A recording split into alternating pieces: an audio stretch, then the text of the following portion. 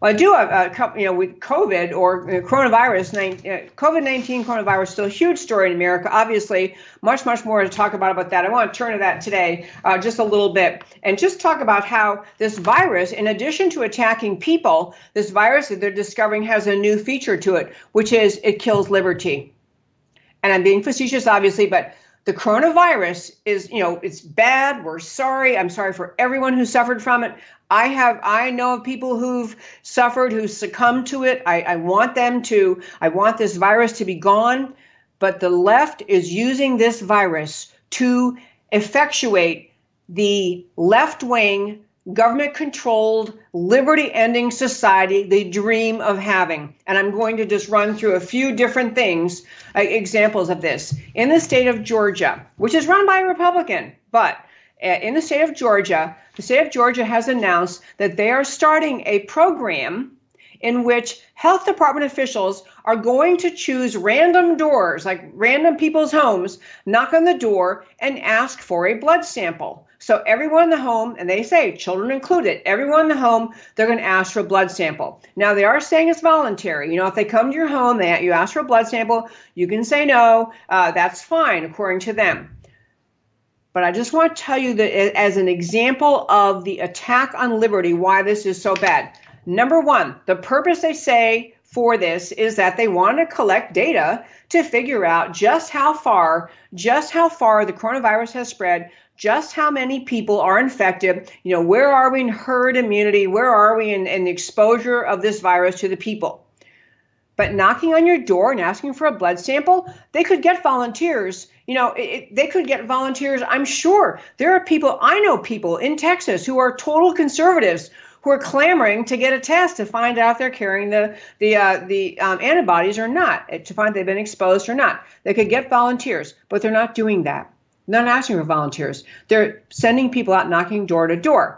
And number two, what happens if you are the person in the home and you say, no, thank you? I mean, they might try to cajole you into it, but you're allowed to say no. But then what does your file look like? What does your profile look like in state health files? Knocked on, 3 Maple Street and Susie Q said no. So are you in the kind of suspicious category? We're wondering about her. Is she sick? Is she have other problem? Why wouldn't she give it to us?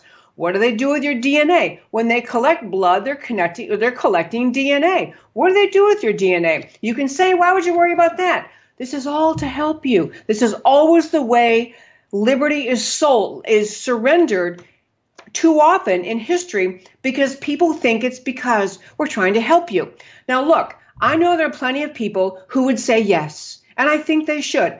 You know what? Say yes. Volunteer to give your blood. But when the government starts to say, we're going to knock on your door, we're going to ask for a blood sample, we're going to keep track. Well, we knocked on so-and-so's door. We don't know why. She said no.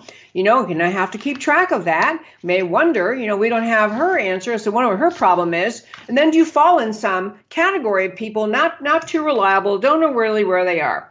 And so you have people deciding whether to turn over their DNA to the government, including children, when they've done nothing wrong and they're not ill. They instead could put up a notification in the mail. They could mail out to everyone in the area and say, we'd love to collect some samples if you're willing.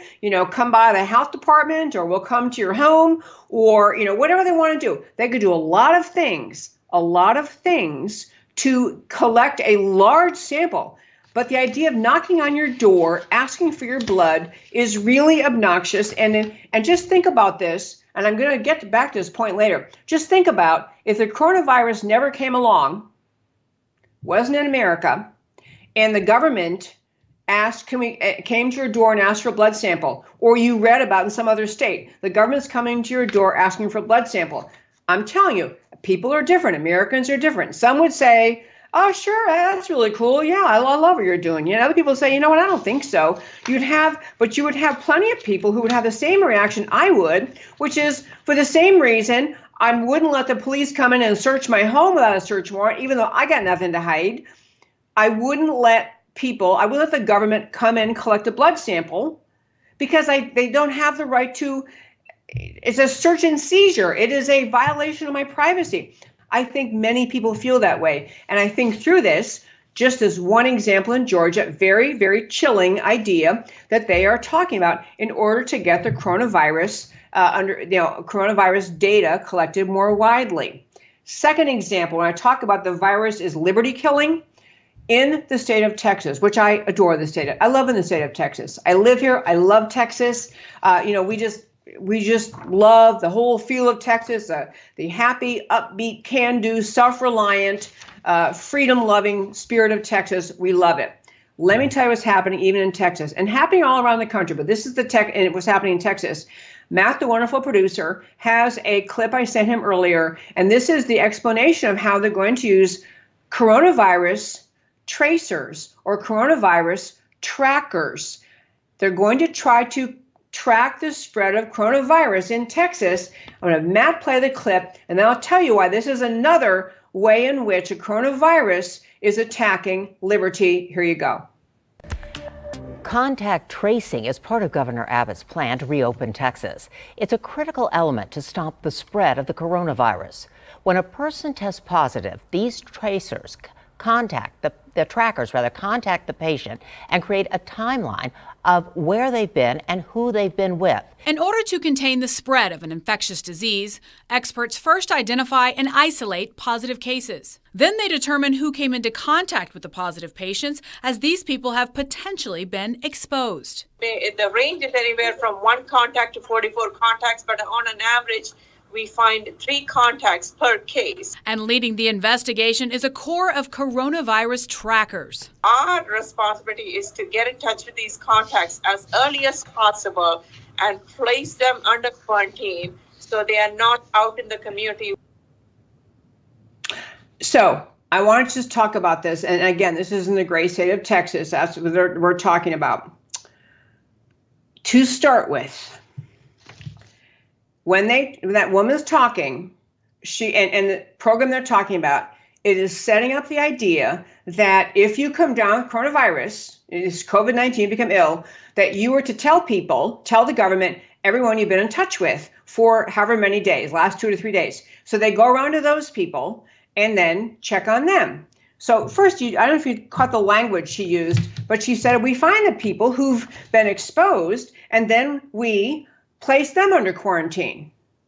Okay, well, quarantine when you're really ill and contagious, that's one thing, but the idea that you're going to be tested because you came into contact with someone is, you have to decide the question, well, what if someone says, I don't want to be tested. I feel fine. I don't even remember seeing that guy, and I'm not going to have a test because the government's knocking at my door. No thanks. What do you do with people who turn it down? You will get some people saying no thanks.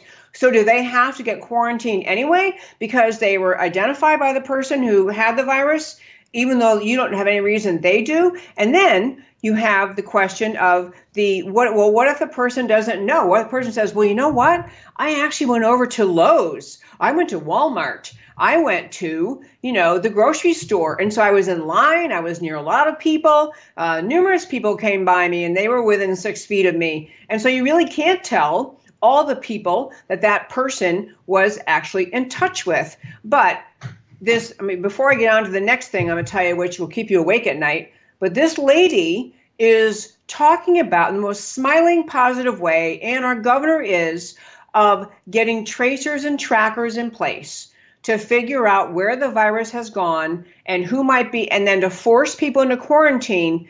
Again, we have the flu come to America every year. We have flu season, kills more people than the virus. We have very contagious flus. We will have more viruses, sadly, in this life on Earth. Viruses develop, they exist. Coronavirus has been alarming this year. But the coronavirus is what justifies this government tracking, tracing, following you, and then telling you, we think you came near somebody who had this, so you have to stay home. We're already in Texas and around the country, really squirming under the control of government shutdown of everything. And then this is going to be a continued way to do that, to say, you know what, the government think you came in touch with somebody, you have to stay home. So what do you do? People say no. What do you do if they say, I don't want to be tested? What do you do if they say, I feel fine and I'm not going to be quarantined, I'm going to go to work? What are you going to do about that? And then let me tell you the way that the government is really going to be able to do this to you. And these are kind of alarming things. I'm just going to read you straight out facts. Both Apple and Google are working on and have developed a contact tracing system.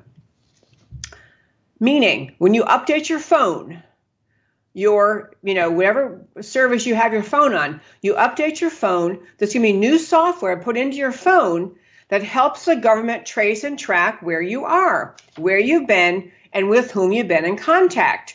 And again, this is all to help you, to protect the health of the people. They're going to start tracing and tracking you. I'm going to give you two. And I'll tell you, for those of you people listening who are extremely knowledgeable with respect to, the kind of software that phones can use, that computers can use, if you are a programmer, if you are someone who understands the way they work, you can read the details of this, a very lengthy report that is on my website. Again, americacanwetalk.org, on the homepage under shows, drop down list of links. You can read this whole report. Here's the summary. Apple has already finished its program called Exposure Notification that will be included in your phone software update as of May 1st. That will be tomorrow. And Android phone users also will also have the same program updated on their phones. This means you may not have to be chipped by the government under your skin or have the vaccine, that is coming eventually to have kind of tracker in it. The tracker will be in your phone. Apple and Google developed their upcoming COVID-19 contact tracing tool in record time, according to a new report on CNBC. And let me explain further. This is how it's going to work. We're currently being tracked with our phones to see how social distancing is working. On May 1st, if you opt into new software from Apple or Android, we'll be agreeing to have them track us and our identities will be known so quarantines can be implemented and enforced. So you may get a happy call or text or I don't know how you'd be contacted, say, hey, you know what? We know from where your phone was that you were yesterday at the drugstore and at the drugstore with somebody else who has tested positive. So now you're under quarantine. This sounds so much like 1984. You think that couldn't happen. Or you think, and I'm going to get to the way other people respond in a moment. I think a lot of freedom loving people would say, stop tracking and tracing me. You're going to have people leaving their phones home. That means somebody saying, just leave your phone at home. Don't even take it with you. Because the idea, your phone, involuntarily, your phone is tracing and tracking you and giving the data to government so they can figure out who you've been near. These are not speculations of wild-eyed conspiracy theory extremists. These are reports put out by Apple and Google and already reported.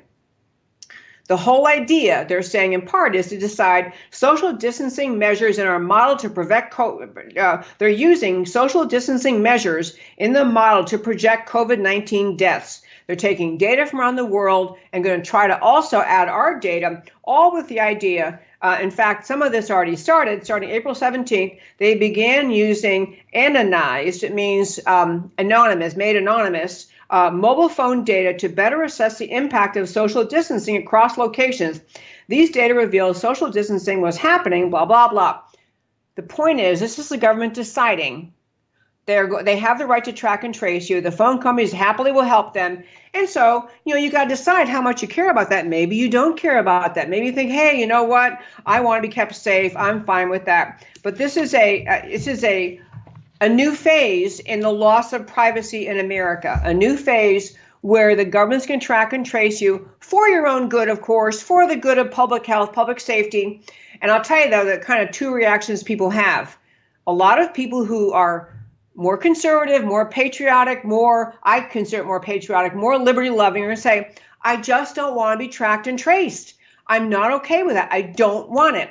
Other people who have more faith in the government, or frankly, people who are maybe more fearful about their health, people who are maybe in the more vulnerable categories and think they should be concerned about their health and coronavirus, people who have pre-existing medical conditions, who therefore consider themselves more vulnerable, all those people may like this stuff, but a lot of freedom lovers won't. And at some point, folks, we got to decide, do we want our freedom, or are we just going to bail it away or send it away? I'll tell you, I'm going to run out of time. I'm going to turn my two last topics very quickly today, but I want to actually ask you to consider where all of this is headed. Is the virus Are we going to surrender because of fear of the virus, surrender our liberty?